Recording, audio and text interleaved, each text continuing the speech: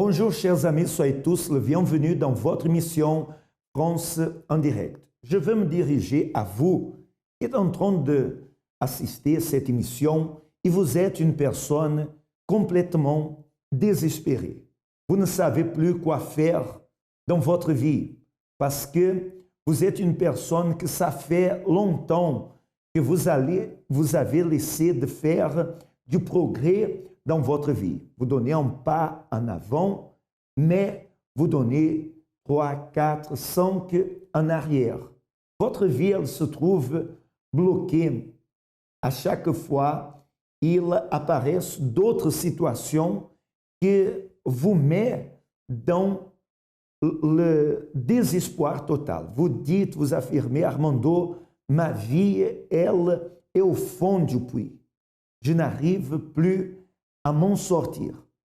Chers amis, nous ici, à travers cette émission, nous allons vous montrer qu'est-ce que vous devez faire pour que votre vie, elle vienne à être transformée. Sachez d'une chose, vous qui vous trouvez dans cet état de désespoir, même peut-être en train de penser à finir avec votre vie, nous allons vous donner la direction, la formule, comment votre vie, elle peut être transformée. Et je dis peut parce que cela dépend d'une décision, d'une attitude que vous devez prendre pour qu'alors vous veniez à voir votre vie être transformée. Nous allons maintenant connaître comment était la vie d'Isaac, ce qu'il a vécu, ce qu'il a traversé, les problèmes qu'il était en train de traverser. Nous allons connaître un peu de son passé. D'accord? Alors, accompagnez et nous allons revenir tout de suite après. Avant d'arriver au centre d'accueil, j'étais quelqu'un de très nerveux, très violent. Et toute cette violence-là, en fait, elle est arrivée parce que, à la base, je faisais tout pour être bien, pour respecter mes parents, pour être correct. Mais ça suffisait jamais, puisque mon père, tout le temps, il avait quelque chose à me reprocher, il avait toujours quelque chose pour me critiquer. Parce que quand il voyait, par exemple, les enfants de ses amis réussir dans certains domaines, quand moi, j'arrivais pas, au lieu de m'encourager, il me rabaissait, il me frappait, il devenait violent avec moi. Et en fait, il mettait toute sa colère sur moi. Et quand j'arrivais à l'école, c'était aussi pareil, puisque les profs, ils étaient toujours en train de me rabaisser, de me critiquer. Et moi, je ne voyais pas ça, en fait, comme un point positif pour me remonter. Au contraire, moi, ça me mettait beaucoup plus de colère. Donc, je me disais, mais ils se prennent pour qui? Ça commençait à mettre beaucoup de haine en moi, jusqu'au moment où j'en ai eu marre. Et là, j'ai vraiment décidé à ne plus être... parce que pour moi, je me considérais plus comme une victime, en fait. Donc, je me suis dit, à partir de maintenant, je vais arrêter d'être une victime. J'ai commencé à être un homme plus violent, à être comme je dois être, parce que comme ça, je vais me faire respecter. Donc, à partir de là, j'ai commencé à devenir vraiment violent. Je me bagarrais presque... Chaque semaine, je faisais au moins plusieurs bagarres. J'ai commencé à force, ça m'a poussé à fréquenter des mauvaises personnes avec qui c'était encore plus de bagarres, parce qu'une fois qu'on fréquente les mauvaises personnes, il y a les règlements de compte entre quartiers, on est tombé dans la délinquance, dans l'alcool, la drogue. À partir de ce moment-là, il y a eu des actes qui ont contribué, puisqu'on a commencé à voler, à braquer, prendre les portefeuilles chez les gens, prendre des montres, des bijoux. En fait, on faisait tout ça pour pouvoir soit les revendre, soit se faire de l'argent, et pour ensuite se payer soit de l'alcool, des sorties, des voyages qu'on faisait entre amis comme ça. Donc, par ce moment-là, en fait, ce qui s'est passé, c'est que à force de faire des bagarres, des violences, on se retrouvait souvent au commissariat. Après, quand j'arrivais à la maison, c'était un conflit pas possible.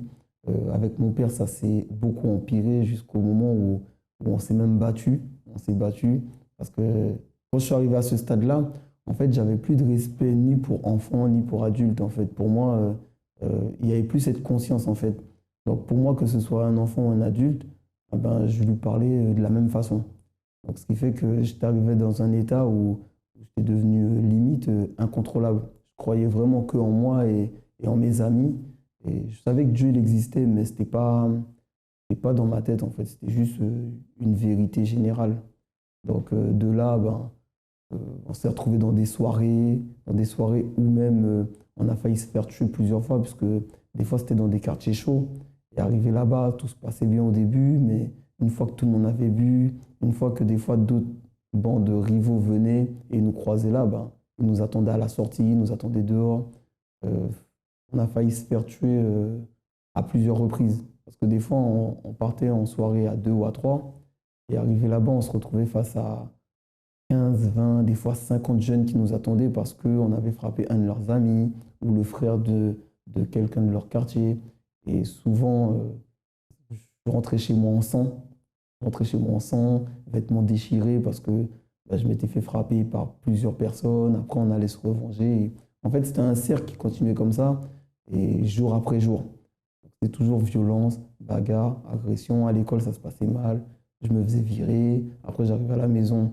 Les parents, ils étaient au courant, donc ça se passait mal aussi à la maison. Et c'était vraiment un cercle. Voyez la situation d'Isaac, comment était sa vie.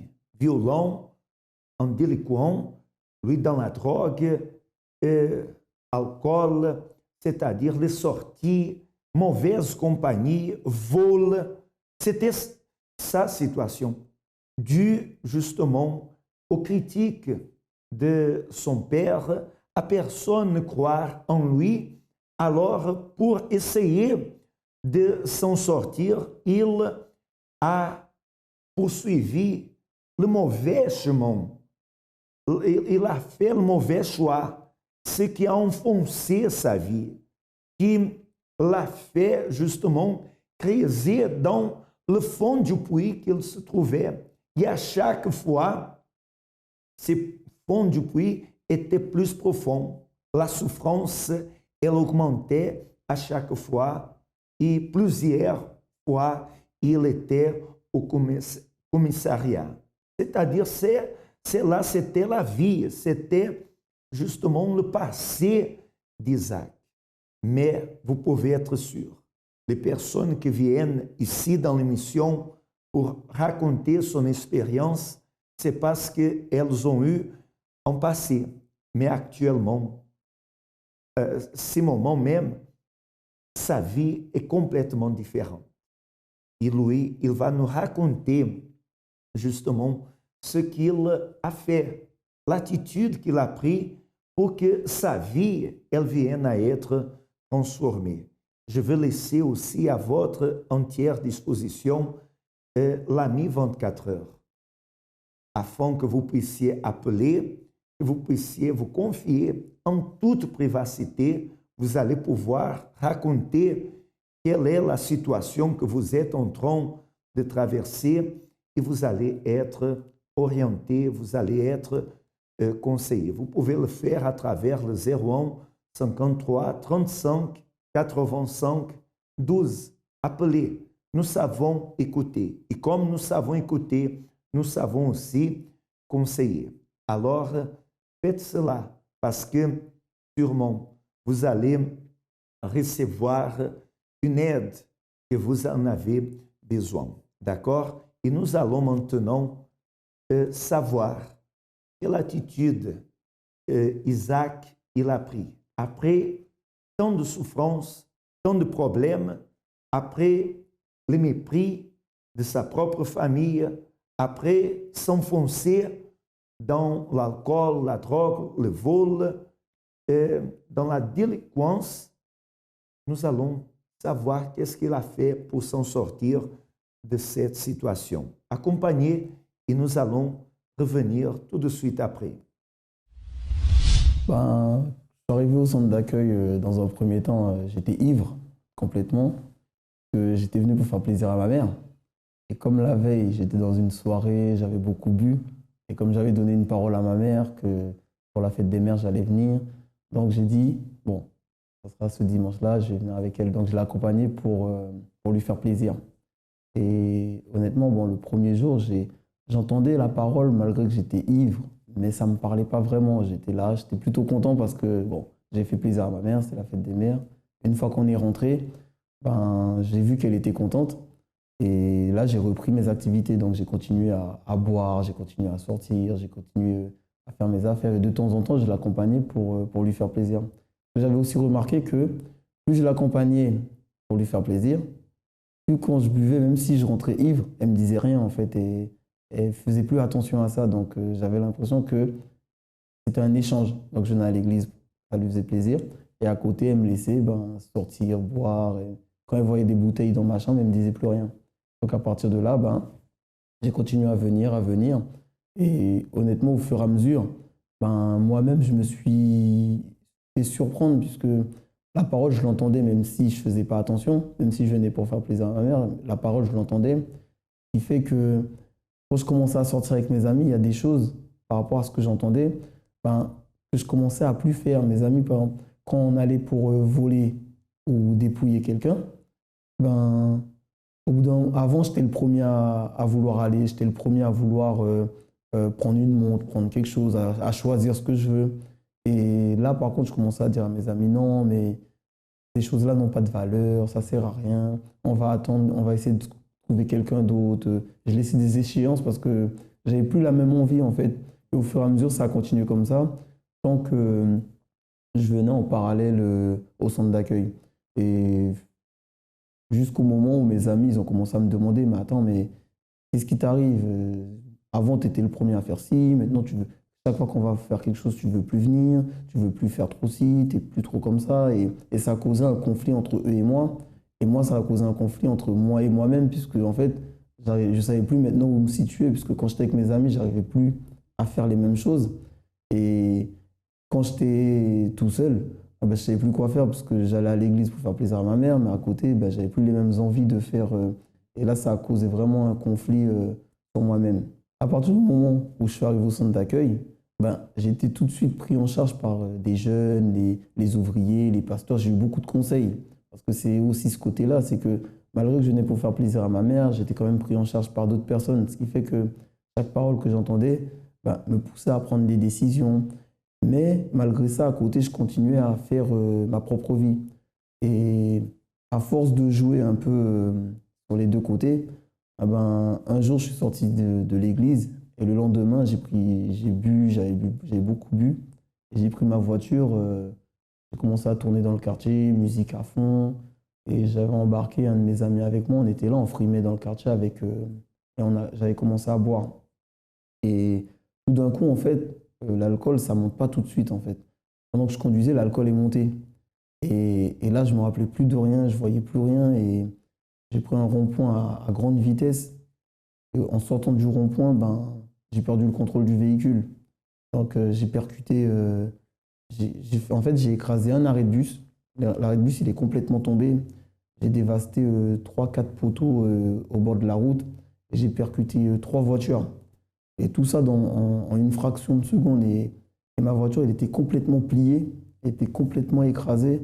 Et mon collègue qui était avec moi, il a eu le temps de fuir parce que lui, il était recherché par la police parce que c'était quelqu'un qui vendait beaucoup de drogue. Donc lui, il a pris la fuite. Et moi, je suis sorti du côté conducteur. Je me suis mis côté passager pour me défendre devant les policiers. Et à partir de là, quand je suis sorti de la voiture, j'ai vu l'état de la voiture, j'ai vu l'état de l'arrêt de bus.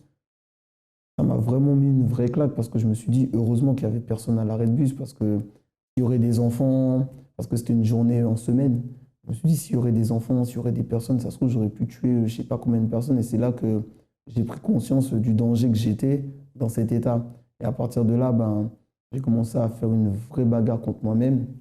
Je savais qu'il y avait des propos pour ça, qu'il y avait la délivrance, qu'il y avait la campagne pour changer. Et comme je n'arrivais pas, j'ai vraiment décidé de m'impliquer dans une campagne d'Israël. Et c'est de là que vraiment j'ai mis tous les vices de côté, tout ce qui était alcool, les soirées, toutes ces choses-là. En fait, j'ai vraiment tout mis de côté à partir du moment où je me suis lancé dans une campagne d'Israël. En fait, cette campagne, comme j'avais beaucoup entendu parler de la campagne, je ne savais pas vraiment ce que c'était. Et je savais que ça pouvait résoudre des choses que nous, on ne pouvait pas résoudre, mais je ne savais pas comment. Et je me suis dit, si c'est comme ça, je vais m'impliquer. Donc j'ai été à ma banque, j'ai pris toutes mes économies, j'ai pris vraiment tout ce que j'avais et j'ai mis dans cette campagne. Et à côté, ben, j'ai décidé de suivre des semaines d'affilée pour suivre des chaînes en fait. Je me suis dit à partir de maintenant, j'essaie de faire une semaine complète en allant au moins une réunion par jour. Et au fur et à mesure, j'ai commencé à dire bon, maintenant je ne vais plus rater le mercredi, maintenant je vais être là tous les dimanches. J'ai commencé en fait durant cette campagne à m'imposer des règles sans vraiment savoir comment ça allait se résoudre, mais je me suis imposé des règles de cette façon. Et aussi avec les conseils des ouvriers, des responsables qui étaient là aussi. Pour moi, la campagne d'Israël et le sacrifice, c'est vraiment une opportunité, mais c'est beaucoup plus que ça en fait. C'est vraiment un moyen de mettre nos pensées humaines de côté et de voir arriver des choses que, avec nos pensées humaines, on ne peut pas imaginer. C'est vraiment se vider et de se mettre dans notre foi, en fait. Moi, mon objectif, c'était vraiment d'arrêter de boire parce que je savais que ça posait des problèmes, même dans ma vie sentimentale, familiale, à l'école, au travail. Je ne savais pas comment faire humainement. Et la campagne, en fait, c'est quelque chose dans ces moments-là qui te permet de résoudre ces problèmes. Ben, après tout ce qui s'est passé jusqu'à ce que j'arrive au centre d'accueil, les premières campagnes que j'ai eues, la première campagne, c'était vraiment pour me délivrer de moi-même, de tous les vices, de mes fréquentations mauvaises. Et jusqu'à aujourd'hui, en fait, maintenant, j'ai vraiment mis l'alcool de côté. J'ai plus besoin de ça pour rigoler. Avant, j'étais quelqu'un qui était aussi très renfermé, mais maintenant, j'arrive à discuter avec n'importe qui, respecter les personnes qui soient âgées ou plus petits, avoir ce contact avec les personnes. Je suis vraiment devenu différent. Et même moi, par moments, je ne me reconnais pas. Et quand j'arrive des fois dans le quartier pour discuter avec d'autres jeunes, ah ben, eux-mêmes, ils ne me reconnaissent pas. Ils pensent que, que je suis devenu une victime, que maintenant, je ne suis plus dans leur équipe, que maintenant, je les ai trahis.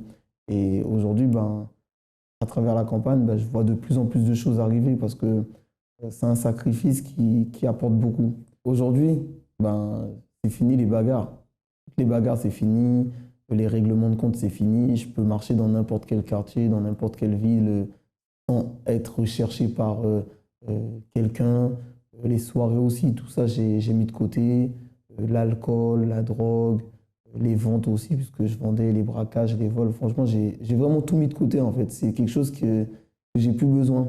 Et je me suis même plus impliqué dans mon côté professionnel. C'est-à-dire qu'avant, je voulais pour avoir de l'argent. Maintenant, je travaille. Au travail, ça se passe bien. Mes patrons, ils sont contents de moi, de la façon que je m'implique. Et tout ça, en fait, c'est tout ce que avant, j'étais pas.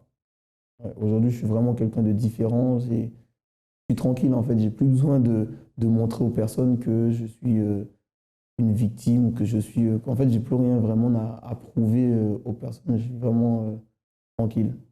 Oui, parce qu'après, bon, ça c'était la première campagne, mais après il y en a eu beaucoup d'autres. J'en ai fait plusieurs, et à chaque campagne, j'ai eu plusieurs réponses différentes, j'ai eu beaucoup de portes ouvertes. Par exemple, j'avais un travail qui me proposait que des CDD, et avec une campagne, j'ai réussi à avoir un CDI en 3 jours. Et quelques temps après, j'ai pu avoir mon appartement, alors que normalement, vu que je suis tout seul, ah ben, j'étais censé demander un studio, ils m'ont conseillé de prendre des petits appartements. Et aujourd'hui, j'ai un F2, alors qu'on m'avait dit non. Mais 2, 3 jours après, ben, la réponse, elle a changé. Ils m'ont proposé un F2, j'ai les clés dans un appartement tout neuf, avec un grand balcon.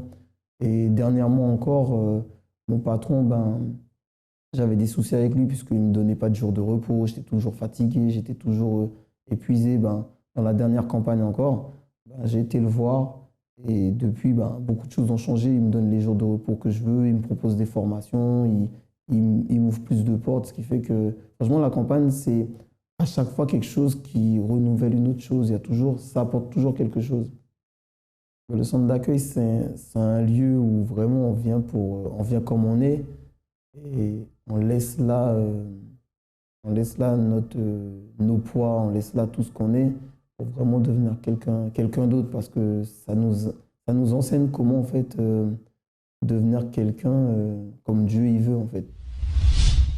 Qui pourrait imaginer à l'époque qui voyaient Isaac dans cette situation, drogué, vicié, en train de faire des braquages, qui pourrait imaginer qu'aujourd'hui, lui, il est une personne complètement délivrée, travaille, a un CDI, a son propre appartement, est une personne digne, une personne complètement changée, c'est-à-dire d'une personne méchante pour la société. Aujourd'hui, il est une personne qui coopère avec la société. Et cela à travers les traitements qu'il a fait dans le centre d'accueil. À travers ces traitements, à travers les réunions pratiques et efficaces bibliques du centre d'accueil, il a pu être changé. Et c'est ça qui peut se produire dans votre vie. Peu importe le fond du puits que vous vous trouvez, peu importe l'angoisse, la souffrance, le désespoir que vous êtes. S'il a eu la solution pour Isaac, il y a la solution pour votre vie. Maintenant, c'est à vous de prendre une décision. Mais ce vendredi, vous allez avoir l'opportunité d'avoir un changement dans votre vie. Venez participer d'un traitement de délivrance spirituelle. Vous allez voir que votre vie, elle va changer. Moi, personnellement, je serai à votre entière disposition au 27 rue Yuri Gagarin à Villejuif. Aussi, nous avons les portes ouvertes de notre siège avec des réunions 7h, 10h, midi, à 15h et aussi à 20h dans 254 rue de Faubourg, Saint-Martin, dans le 10e arrondissement à Paris. Et aussi dans le centre d'accueil le plus proche de chez vous.